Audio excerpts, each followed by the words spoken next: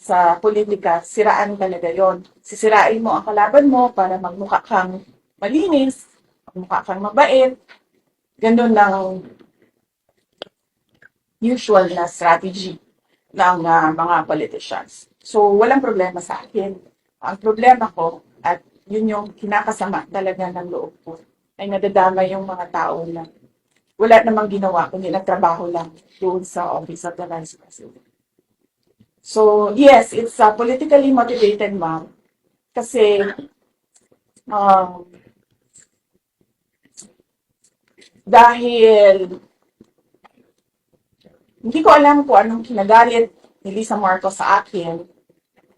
O sabi niya, yung tumawa daw ako sa pagsabi ni PRD na yung president. Yun naman yung sinabi niya na kinagalit niya sa akin. So,